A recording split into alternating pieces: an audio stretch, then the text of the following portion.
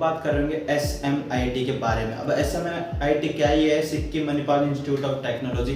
तो मणिपाल यूनिवर्सिटी के बारे में तो यार काफ़ी लोगों ने सुन रखा होगा, पर आज की इस वीडियो हम बात कर रहे होंगे प्रॉपरली सिक्किम मणिपाल इंस्टीट्यूट के बारे में कि क्या इसका प्लेसमेंट रिकॉर्ड रहता है, क्या इसकी कट ऑफ जाती है, कैसे आप एडमिशन ले सकते हो, fees structure, campus life, pros क्रोन, सब चीज़ों के बारे में बात कर रहे होंगे। तो ज़्यादा टाइम वेस्ट ना करते हुए सीधा बढ़ते हैं अपनी मेन वीडियो की तरफ। तो नीचे यार तुम्हें डिस्क्रिप्शन में एक PDF का लिंक मिल रहा होगा। जैसे तुम उसको ओपन करोगे तुम्हारे सामने एक PDF ओपन हो रही है जिसमें पूरी कंप्लीट डिटेल्स है SMIT के। तो सबसे पहले बेसिक इन्फॉर्मेशन से बात करते हैं कि क्या इस कॉलेज की बेसिक इन्फॉर्मेशन। तो जैसे तुम PDF ओपन करोगे तुम्हारे सामने पहले कॉलेज का नाम आ रखा है, नीचे तुम्हारे भाई का छोटा सा नाम है, क्योंकि ब्रांडिंग करना बहुत ज़्यादा जरूरी है। स्टैब्लिशमेंट की बात करें कि स्टैब्लिश कब हुआ था, 1997 में आपका ये कॉलेज स्टैब्लिश हुआ था। लोकेशन की बात कर ले तो सिक्किम नाम से ही समझ में आ रहा है कि सिक्किम में आपका इंस्टीट्यूट है। उसके नीचे मैंने वेबसाइट का लिंक दे रखा है, अगर तुम्हें वेबसाइट पे विजिट करना है या कोई एडिशनल इन्फॉर्मेशन चाहिए या तुम्हें कैंपस व्यू देखना है तो तुम जाके देख सकते हो, वरना सारी डिटेल तुम्हें इसी PDF में मिल जाएगी। उसके बाद हम बात कर ले हाईएस्ट पैकेज इसका कितना गया था, 24 लाख का इसका अब तक हाईएस्ट पैकेज गया है। टॉप रिक्रूटर्स की बात कर ले, टॉप रिक्रूटर कौन कौन से आते हैं, तो आपका माइक्रोसॉफ्ट, डेल, आपका बूटस्ट्रैप, साइंटिफिक कम्युनिटी, तो तुम ये डिटेल देख लेना, वरना हम जो प्लेसमेंट की बात है वो आगे कर रहे होंगे। वैसे एक ओवरव्यू तुम्हें दे रहा हूँ कॉलेज का। उसके बाद अगर कैंपस एरिया की बात कर लेते हैं, 20 एकड़ का एक छोटा सा इनका कैंपस है। अब बात करते हैं ओवरऑल रेटिंग की, ओवरऑल रेटिंग इनको जो दे रखी है वो प्लेसमेंट में 3.9 दे रखी है, इंफ्रास्ट्रक्चर में 4.4 दे रखी है, फैकल्टी में 4.2 दे रखी है, क्राउड एंड कैंपस लाइफ में 4.3। तो यार कि यार एक डिसेंट सी भी आपकी मेंटेन करके रखता है रेटिंग। तो अब बात करते हैं कि क्या ये रेटिंग यार पेड है, फेक है, क्या सच में इसकी रियलिटी क्या है, उनके बारे में बात करते हैं। तो सबसे पहले आते हैं कोर्स ऑफर की कि कौन कौन से कोर्स यार कैंपस में ऑफर करे जाते हैं। तो सबसे पहला आता है आपके बीटेक के बारे में बात करते हैं, क्योंकि यार सभी जो बच्चे हैं वो मोस्टली बीटेक वाले होते हैं, लेकिन हम बीटेक के अलावा भी सभी कोर्सेज के बारे में बात कर रहे होंगे। तो टेंशन लेने की जरूरत नहीं है कि यार सभी यूट्यूबर सिर्फ बीटेक को बता जाते हैं। तो सबसे पहले बात करते हैं अंडर ग्रेजुएट लेवल पे बीटेक के बारे में। तो वहाँ पे आपका सिविल इंजीनियरिंग आ जाता है, कंप्यूटर साइंस इंजीनियरिंग आ जाता है, artificial intelligence, electronic communication, information technology, mechanical, artificial computer application, business administrative, BSc, MSc, ये तो आपके हो गए अंडर ग्रेजुएट जो प्रोग्राम होते हैं। अब बात करते हैं जो आपके पोस्ट ग्रेजुएट जो प्रोग्राम होते हैं, यानी कि आपका computer science, MTech, digital electronics, power electronics, master of computer application, MSc physics, MSc chemistry and MTech in structural engineering. तो यार सभी कोर्सेज को मैंने कवर कर दिया आपका MTech वाले बच्चों के लिए, BTech वाले बच्चों के लिए, जो इंजीनियरिंग से बिलोंग नहीं करते थे उन बच्चों के लिए भी। तो तुम्हें किसी और वेबसाइट पे जाने की जरूरत नहीं पड़ रही होगी कोर्स ऑफर के लिए कि कौन कौन से कोर्स ऑफर करे जाते हैं। उसके बाद यार PDF को स्क्रॉल करोगे तो वहाँ पे आपका आता है फीस स्ट्रक्चर, जो कि बहुत ही इंपॉर्टेंट रोल प्ले करता है आपका प्राइवेट यूनिवर्सिटी में। तो देखो हम सबसे पहले BTech वाले बच्चों की बात करते हैं कि जिनके तुम्हें अगर BTech में एडमिशन लेना है तो तुम्हें कितनी फीस पे करनी पड़ रही होगी। तो अगर हम बात करें फीस की BTech में CS, IT, AI, DS और CSE ब्रांच के लिए, तो वहाँ पे जो आपकी फीस लग रही होगी फर्स्ट ईयर में वो 1,66,000, और जो सेकंड सेम में जो आपकी फीस लग रही होगी, फर्स्ट ईयर में गलत बोल गया, first sem and second same में जो आपकी फीस लग रही होगी वो 1,66,000 लग रही होगी। यानी कि जो अप्रोक्स आपका एक साल की जो फीस आ रही होगी वो तकरीबन 3.25 लाख के करीब फीस आपकी आ रही होगी। ऐसे आपका BTech, EC, electrical, mechanical, civil, सभी की डिटेल मैंने लगा रखी है, सबकी अप्रोक्स सेम ही फीस है, 1,40,000, 1,35,000, एक बार 1,39,000, और लास्ट जो आपकी जो लोवेस्ट जो फीस है वो 1,39,000 है एक सेमेस्टर की। तो तुम्हें एक आइडिया आ गया होगा कि यार अगर एक साल की फीस अगर 3 लाख है तो 4 साल की अप्रोक्स 12 से 15 लाख में तुम्हारी जो होगी वो डिग्री हो रही होगी। उसके अलग चार्ज और उसके अलावा भी काफ़ी चार्जेज होते हैं, जैसे कि यार हॉस्टल फीस, तुम 4 साल रहोगे तो कुछ खाओगे भी, घूमना फिरना, यानी कि तकरीबन तुम्हारी 20 से 22 लाख में तुम्हारी डिग्री हो रही होगी इस कॉलेज के अंदर। और जिनको ये है कि भैया सिर्फ BTech के बारे में बता दिया था, और कोर्सेज के यार मैंने ऊपर लिंक लगा रखा है कि फॉर अदर कोर्सेज के लिए यार, तो वहाँ पे तुम क्लिक करोगे तो तुम्हें जिस भी कोर्स के लिए फीस तुम्हें पता करनी है, लाइक तुम्हें MTech के लिए पता करनी है, BSc के लिए पता करनी है, MSc के लिए पता करनी है, BBA के लिए पता करनी है, तो तुम वहाँ से जाके देख सकते हो। क्योंकि मैं सभी को बताने लग जाऊँगा तो यार वीडियो बहुत ही ज़्यादा लंबी हो जाएगी और इतनी लंबी वीडियो तुम भी नहीं देख पाओगे।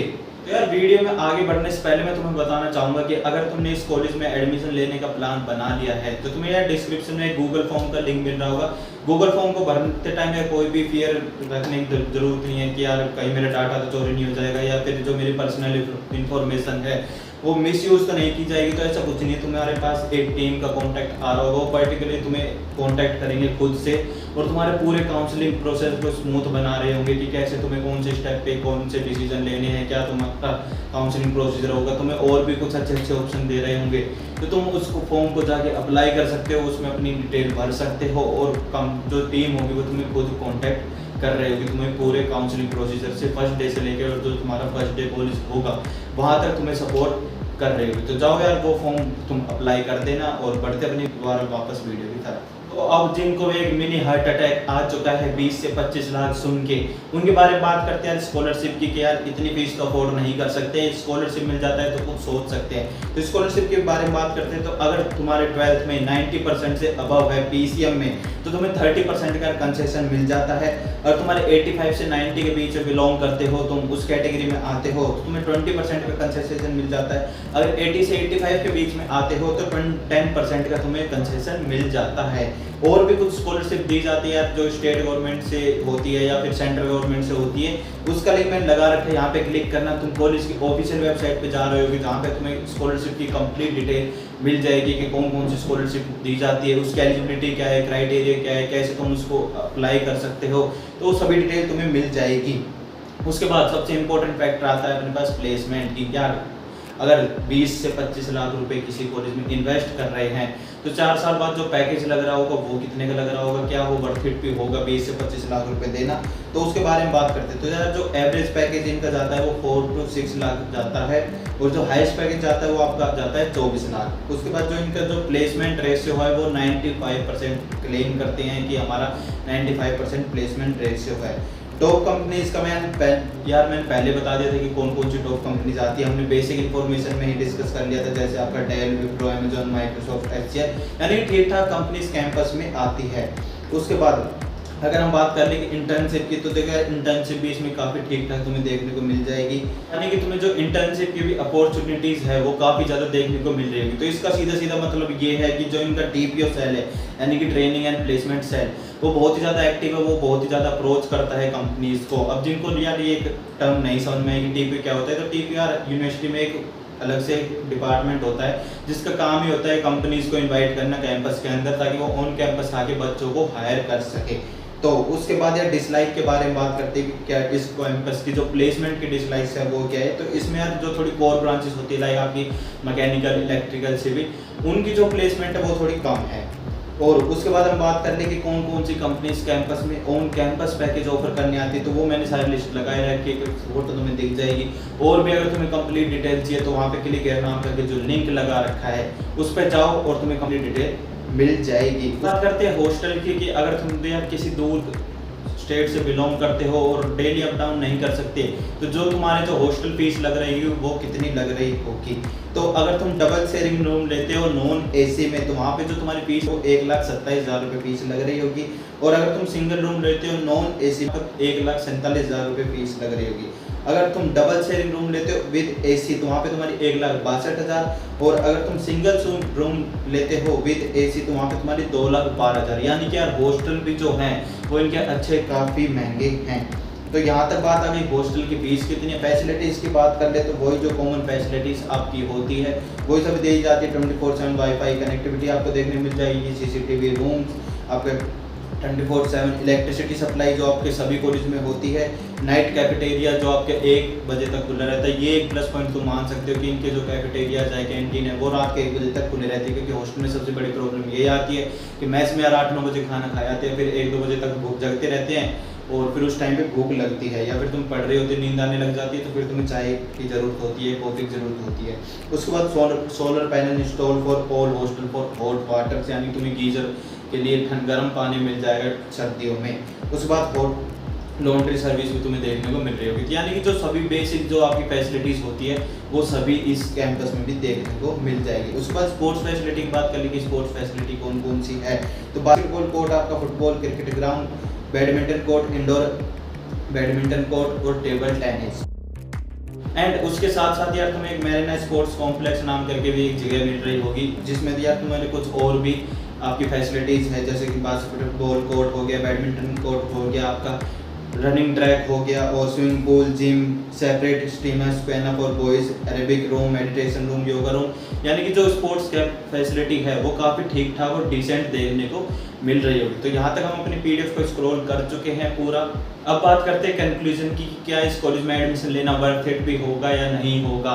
तो देखिए यार, सबसे पहले जो इसकी मेरे को एक डिसएडवांटेज लगी है वो ये है कि 24 लाख का यार इनका एक पैकेज गया है हाईएस्ट, लेकिन जो इनकी फीस है यार वो भी काफ़ी कम नहीं है, काफ़ी ज़्यादा हाई फीस ले रहे हैं, यानी कि 14 से 15 लाख में तुम्हारी डिग्री होगी और इतने की तुम्हारे हॉस्टल में चले जाएंगे।